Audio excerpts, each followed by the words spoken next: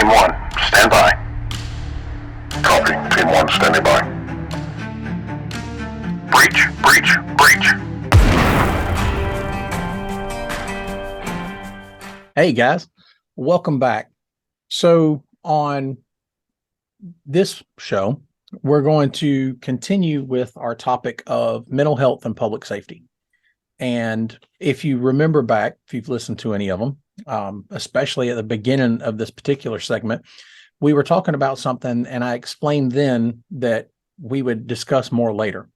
Well, the reason in that is because I wanted to bring in someone who was a professional in it, someone who goes around and actually does this and helps people with mental health in public safety. And that particular topic, if you recall, was critical incident debriefing. So, and he'll explain more, but critical incident debriefing, we all put on this suit, so to speak, a suit of armor to make ourselves kind of impervious to the things that we're going to see, hear, and experience in the different aspects of our jobs. Like I said, public safety is not just fire departments and law enforcement. It's fire department, law enforcement, EMS, dispatch, corrections. Every one of us in public safety wind up experiencing these different things. We experience some of the worst things that individuals will ever go through in their life. And if you also remember back to the statistics, we were talking about the population of the U.S. just alone and the number of individuals in public safety. And you'll recall that those of us in public safety only make up 1.4% of the entire U.S. population. So out of 300 plus million people in the United States, we make up 1.4% of that. So there's 1.4% of us that are responsible for responding and helping the general population in some of the worst times of their lives. I've said it plenty of times before, we rarely see people on good days. Regardless of what your job in public safety is, we often see them on the worst days of their life. And when those individuals are going through things, they're expecting someone to show up to be able to help them. Someone who doesn't seem fragile and weak or unstable. They're expecting someone who's got the answers, someone who has the solution for their problems, be it when they first dial 911, be it when the fire department shows up or law enforcement or EMS, or even in the corrections field. Those in the corrections field, they go through it as well. And whether you're someone who's currently incarcerated or whether you're someone who has a loved one that is incarcerated, you're expecting those individuals in the corrections facility to be able to do the job, protect your loved ones, protect you. So we get used to this, and the people that we serve, the general population that we serve, that's what they're looking for. So that's what we show up, and that's how we are. And we do it so much that often enough, we start to believe it. We start to believe that none of these things that we experience really affect us. That, oh, well, it's just another call. It's just another this. It's just another that. And we start to subconsciously believe it and get comfortable in the fact that this is the world we live in, that these are the things that we do and that we experience. But often enough, we forget, and while we're remembering that, we're forgetting the fact that we too are human beings. We have minds, we have hearts, we have different aspects of our lives, and these things are affecting us the same as they would anyone else. We're going through these traumatic events the same as any other individual, but we're doing it at a much higher rate. If you also remember in the statistics that we talked about, on average, your public safety employee, on average, will experience 188 critical incidents throughout their entire career. So we're talking, obviously a long career. If you only spend a few years in it, if you get 188 in just a few years, you've been a busy person. But throughout your entire career, you'll experience 188 critical incidents, just alone, one individual. And if you compare that to the general population on how much individual person will experience in their entire lifetime, unless they're doing a job similar in public safety, they're not likely to experience that level of repeated trauma, that level of depravity. They're not experiencing those things. Those of us that work in the public safety field, we are. And we have to remind ourselves, but often enough, we don't.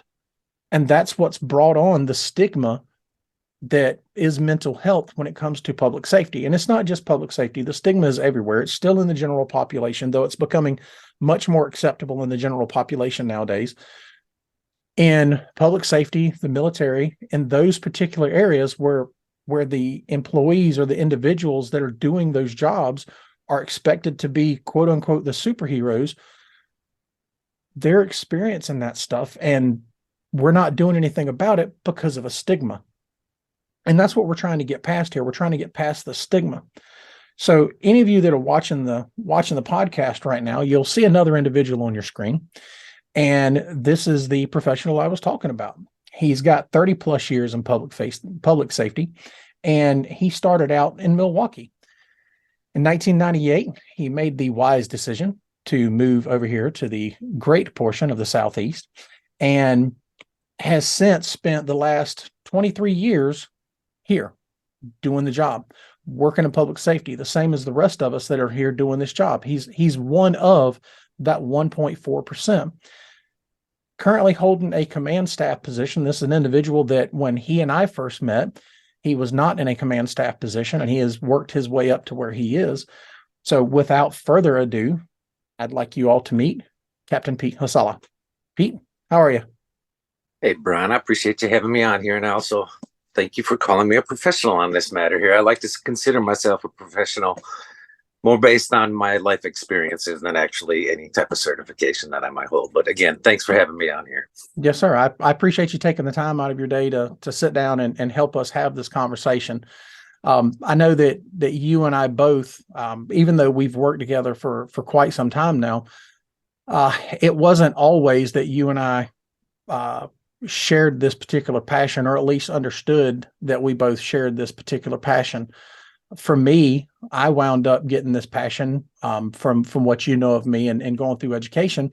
You know that, it kind of developed going through my college degrees, getting my education through there, but then also applying all of that to the job and what I've seen and what I've seen it do to the general population as well as to my coworkers.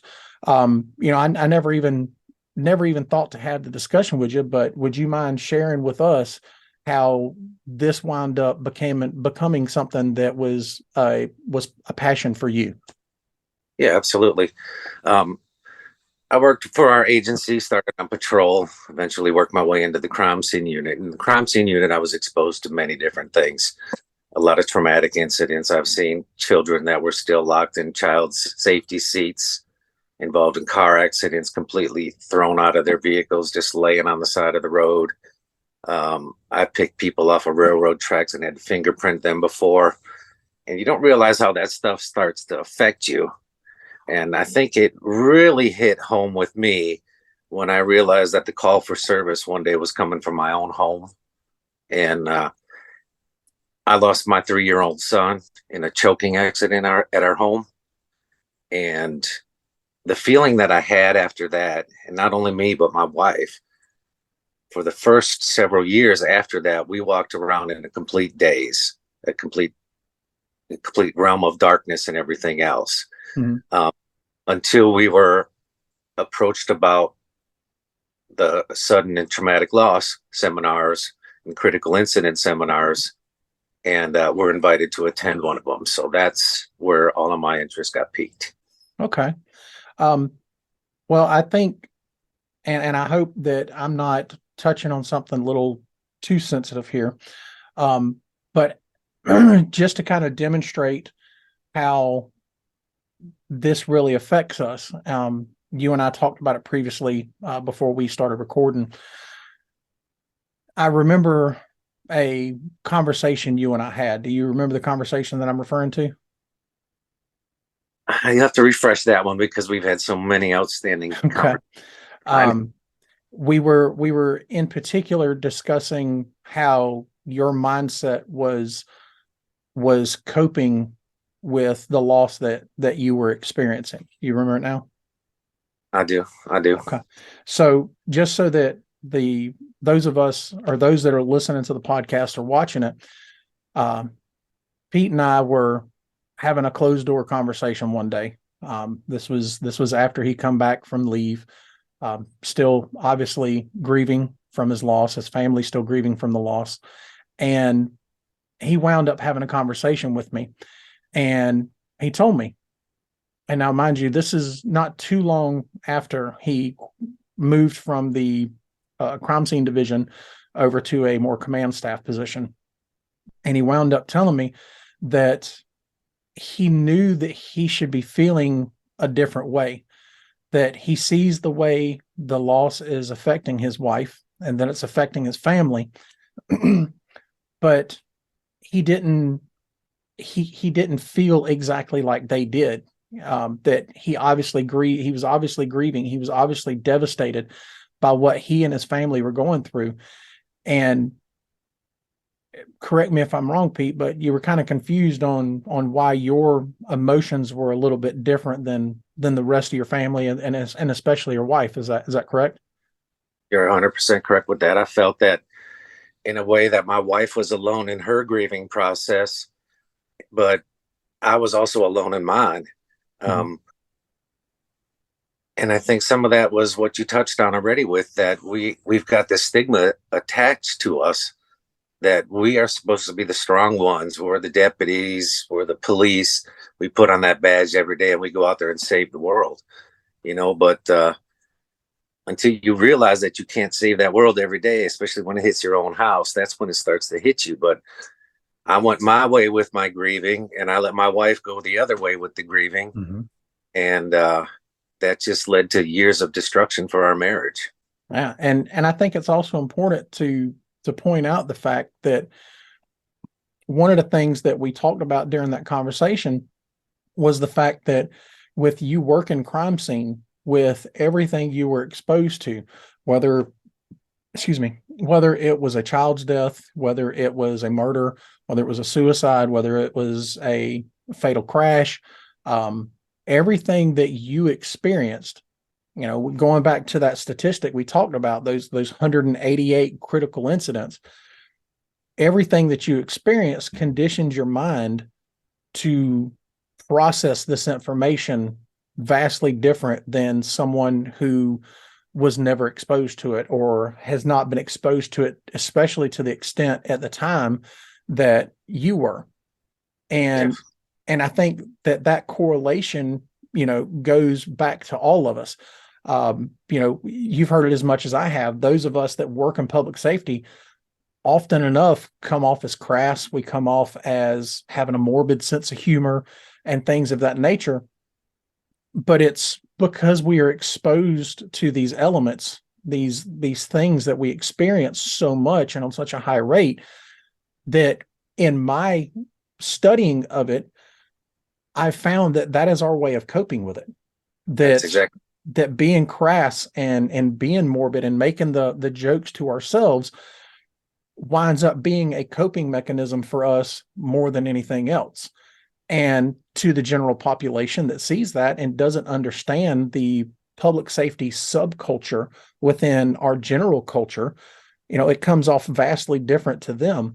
However, to us, it's completely normal. It's completely normal for us to be on one of these scenes and see everyone around us crying, falling apart, and everything. And while we're talking with them and dealing with them, we're compassionate. We're showing empathy for what they're experiencing.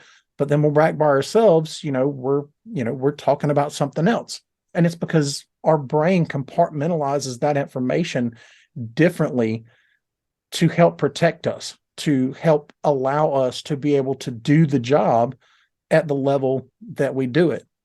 Is that something that you would agree with? 100%. I mean, like you said, we're out there showing empathy and compassion for these people, but at the same time, where's ours in return? Where do we get that from? Mm-hmm. I mean, our spouses are sometimes there for us, but they don't understand the profession as well as we do, being in Right. it for. Right. And speaking and specifically on that, as you know, my wife works in public safety, but she was not working in public safety when I first got into it. Matter of fact, I believe it was 3 or 4 years that I'd been on the job before she ever got into public safety. And one of the things that we oftentimes did at the end of the shift is we'd get together and shoot the breeze and talk about the different calls and share the war stories and so on and so forth. And I wouldn't, I would get off at the end of my shift and it would be 45 minutes to an hour, if not longer, before I got to the house. And she would ask me, why is it taking you so long to get, to the house? Especially when I live less than 15 minutes away from the house. She didn't understand. And I tried to explain to her, well, I'm shooting the breeze with the guys. And that's just it. We're running our mouths, this, that, and the other. I never went into details about it. And eventually one day she cornered me, not physically, mind you, but she cornered me and she said, look, I understand you want to talk with the guys, but you're my husband. And I kind of want to see you when you come home at the end of your day. And I thought what I was doing was protecting her. She didn't work in public safety and I didn't want to bring that home to her. I didn't want to bring home everything that I was seeing and experiencing and hearing and everything like that. I didn't want to bring it home to her. I didn't want to bring it home to my kids. So I was doing that with the guys and essentially shutting her off and closing her off out of that portion of my life, thinking, innocently enough, that I was just protecting her. And then there was the side note of it in that I didn't think she would get it. I didn't think she would understand. And in essence, I was right in that, because it wasn't until she started in public safety herself that she really, truly understood it. And it's not one of those things where you just wake up and be like, oh, I get it now. It's when she's having a conversation with someone who's not doing the job and they give her that kind of that side look like, oh, why? That's a little dark. Why'd you go there? And that's when she really kind of started to understand. Like, she understood a lot, but that was when she really started to understand that the general population doesn't understand what we go through and what we do.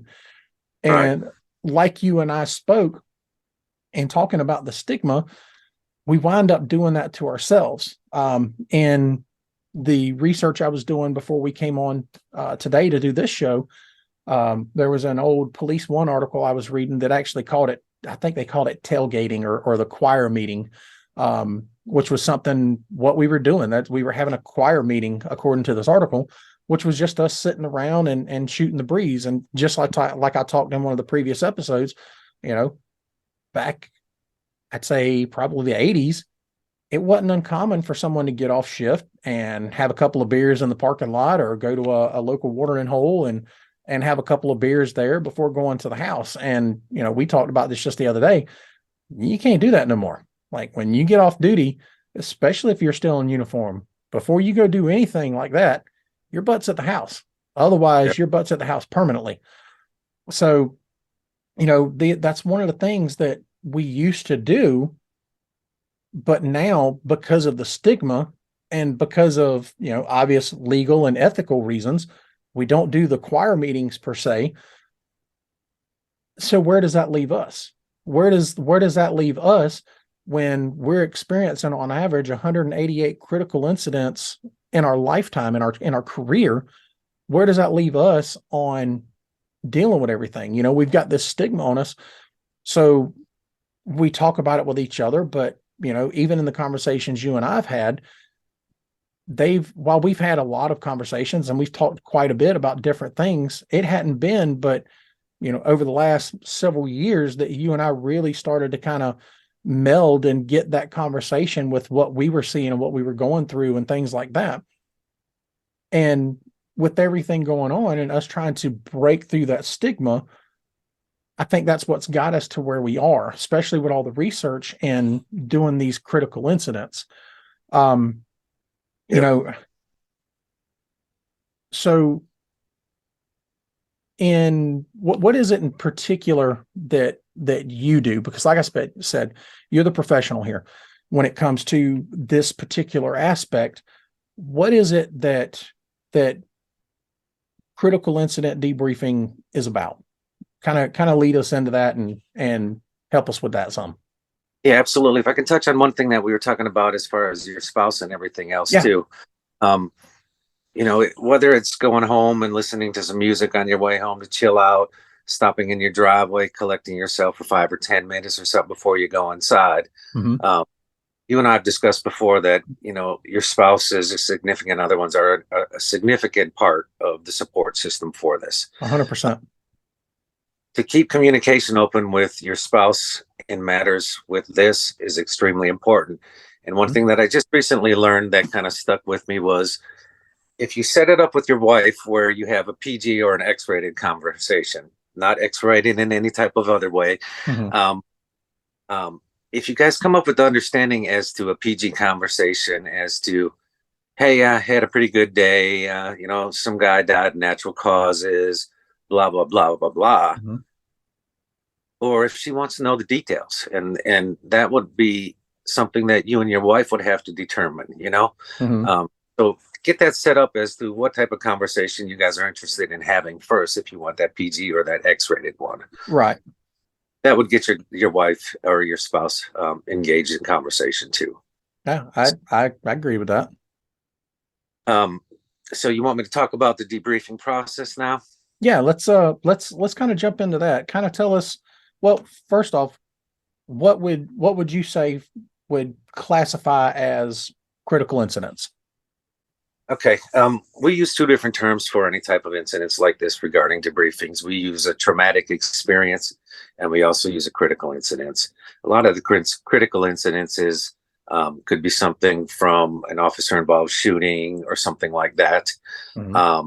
Whereas a traumatic event would be any type of a normal call that you may go on, which may be the death of a child or some other traumatic event that happened in your everyday, Mm-hmm. besides an officer involved type shooting thing. So that's the terminology we like to use for that. Okay, so traumatic would be a call for service, so to speak, in which you were responding to, say, a suicide or a child death or something along those lines, and the critical incident would be such as an officer involved shooting. Is that correct? That is correct. Yes, Okay. sir. Okay. So our job with the critical incidents, the first seminar that I actually attended, I attended with my wife after our traumatic event happened, Mm-hmm. and sudden and traumatic loss syndrome, or sudden traumatic loss. And we absolutely loved it. We got a lot of stuff out of it. And the purpose of those things is they go through and they give you the tools that you can use that will hopefully help you to get through these things. Mm-hmm. But in the end, it is really up to the person, because if I'm given all of the tools and I do not apply them, then these things are not going to work for you. Right. Of the incident debriefings that I have performed, just something interesting, out of the 188 critical incidences that you've talked about in somebody's career over 30 years that I've had, I've never been involved in one of them in that aspect, as far as debriefing and telling how I felt about any of that stuff. Okay. So this is all a newer thing for us. I've been certified now for almost 4 years in the process. I think that one of the major things with a critical incident debriefing is we want the guys that are involved in these incidents to know that they're not the only ones. They're not alone. And there's other people that have been through this stuff, and we're here for them for that. Right. So we get them all together, and the first thing we do is go over some ground rules, how everything that we discuss is confidential. We're not taking notes. We're not doing this. Turn your phones off and everything like that. Mm-hmm. And then we'll go around the room and ask them one at a time, and everybody is encouraged to attend or encouraged to speak, Mm-hmm. but also pass and speak when they're ready. Something along the lines of the first one would be like, what was your involvement in the call? And after everybody shares what their involvement was with it, the second one would be something as far as what was a traumatic thing that stuck out with you during the event and everything like that. And then after that, we use a term called autopilot, because we all go into autopilot where we know that we got a job to do. But once you come back down and get out of that police mode again and come back into normal Brian or Pete mode, and come back into some sense of reality, we want to know what you're thinking about the incident then. You may be having some type of a trigger during this event. If it's somebody's face that you're seeing, if you're seeing the blood on your hands, if you're seeing you're ripping your shirt or something like that, that's the type of stuff that we want to know. Right. After we discuss all of that type of stuff, we get into the health and wellness section of it, where there are different things that you can look for. If you start turning to alcohol, if you can't sleep, if it's pills, if you get irritated, all kinds of different things like that aren't normal associations with your personality. We go over a series of those that you may look for in something like that. And then also some things that you can do to help out. You may feel distraught or withdrawn through an incident like this. But in turn, you can use that for a good thing. If you're a little withdrawn from people, you can use that as a time in your life to reflect, Right. What kind of people you want in your life, what you want your life to be and everything. So you can still use some of that as a positive type of thing. And after we're done with the teaching part of it, we like to bring it all back together. And we'll come in and we'll ask, is there something that you got out of this debriefing that you feel is going to stick with you? Because we're all giving one little piece of that puzzle. And hopefully your piece of that puzzle may help at least one other person that's involved in the debriefing. Yeah. And then I think part two is reading the room, seeing who might need a little bit more afterwards, and then following up with them after a debriefing at another time too. Right. Okay. So like you, obviously I don't have quite the long and illustrious career. I'm probably about 50% of the way of where you are. I've got 17 years in now. And what's that? That's because I'm a lot older. Yeah. I don't know about a lot older, but you started in 92, 93. Is that correct? Yes. Yeah. I didn't jump into the game until 06. So you had a little bit of a head start on me. So being that I've been in this profession for as long as I have, like you, it wasn't until a few years ago that I actually experienced I guess it would be a traumatic experience debriefing. And I believe you were there when we had this one. As you know, especially with having a focus on mental health, I've gone through several different things. We talked about these the other day, the double homicide that I was privy to. I was one of the first responding units with the rest of my shift to that particular double homicide. And a quick experience in that was that, we got there, we handled business, talking about autopilot, we got there and we handled business. We did our jobs, navigated all the different areas that we needed to get through in order to get the one survivor that was still alive safely away into medical help, and then to, process the scene, get everybody there to help process the scene. That entire time, I was standing around, I was completely fine. I'd seen dead bodies, I had seen shootings. So those things weren't really affecting me. And I remember in specific, we had a coworker that was there with us. And this particular coworker was going through field training at the time. And he was kind of standing there and he just kind of had this bewildered look on his face, and walked up and spoke with him. And I was like, "Hey man, you good? You all right? What's going on?" It's like, I kind of feel like we should be talking to somebody right now. I'm like, "What? What do you mean you should be talking to somebody?" Like, we're going to be talking to investigators and all of that. What in particular are you talking about? I mean, with everything we just seen and we went through, I just kind of felt like we should be talking to somebody. And even I think then I was either just getting started into my education in mental health, but even then, I was like, what do you mean talking to somebody? Like, we don't talk to anybody. This is fine.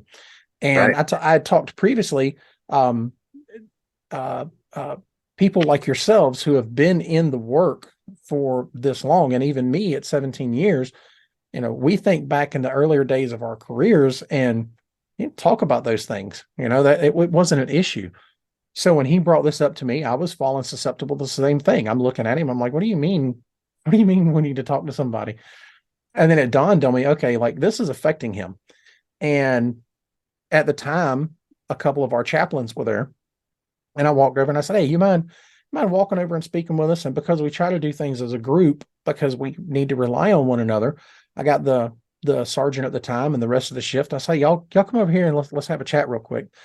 So we sat there and we talked with the chaplain, and it wasn't as structured as the debriefings that you're referring to now, because I don't think then, it was well before 2016.